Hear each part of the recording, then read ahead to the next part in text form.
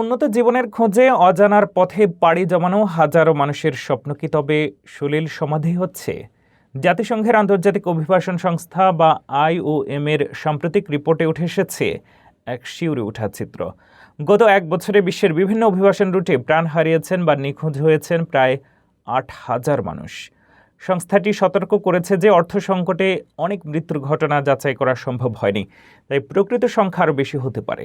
সবচেয়ে ভয়ঙ্কর তথ্য হলো ইউরোপ অভিমুখী সমুদ্র পথগুলো এখন সবচেয়ে প্রাণঘাতী।